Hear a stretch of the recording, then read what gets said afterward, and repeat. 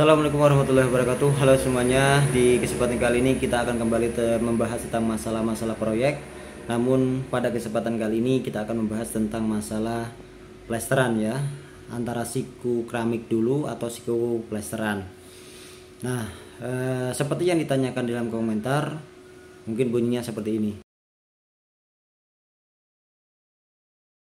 Akan jawab ya, semoga bermanfaat untuk yang bertanya dan untuk kalian semua atau teman-teman semua yang ingin menyiku plesteran atau mungkin menyiku keramik. Oke, sebenarnya untuk menyiku sendiri ya, untuk menyiku sendiri itu terserah.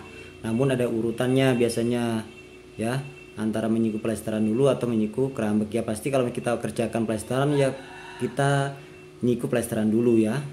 Namun kalau misalkan ditakutkan itu nanti takutnya tebal tipis atau bagaimana, sebenarnya kalau ruangan itu sudah siku ya pasti akan sama ya. Misalkan dari pemasangan batanya itu udah siku misalkan ya pasti akan sama. Terus yang keduanya misalkan pemasangannya sudah lot, dalam arti lot itu lurus secara vertikal ya, itu pasti akan sama, tidak akan mungkin tebal tipis. Dan mungkin ketakutan itu kalau misalkan takut tebal tipis itu biasanya itu sikunya kurang pas ya, biasanya sikunya kurang pas, yang mana bisa mengakibatkan yang satu tebal yang satu tipis untuk plesterannya.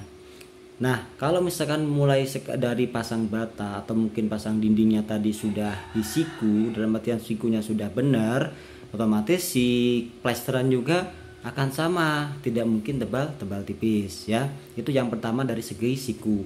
Yang keduanya dari segi mungkin pemasangan batanya, lurusnya secara vertikal itu lurus apa enggak ya, atau mungkin ngelot apa enggak, kalau bahasa tukangnya seperti itu lurus secara vertikal apa enggak. Karena apa, kalau misalkan si bata tadi tersebut atau si bata tersebut tidak lurus secara vertikal, otomatis juga akan sama ya.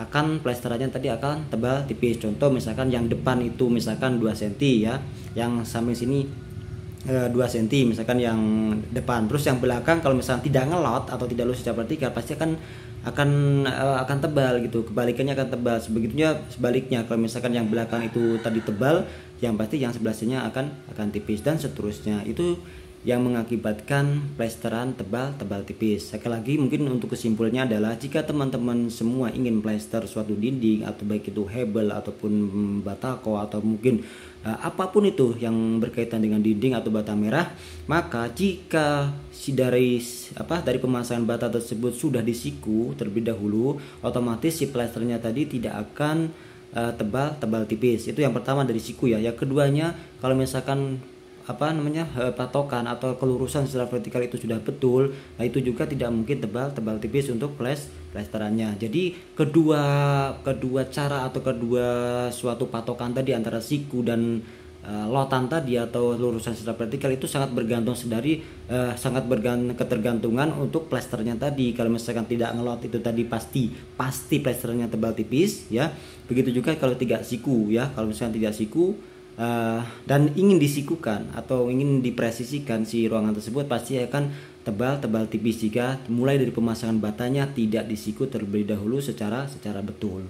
Oke, mungkin semoga bermanfaat dan mungkin ada saran lain atau mungkin komentar lain bagi teman-teman tentang pendapat ini atau mungkin tentang masalah ini, silahkan tuliskan di kolom komentar. Sampai jumpa di video selanjutnya. Wassalamualaikum warahmatullahi wabarakatuh.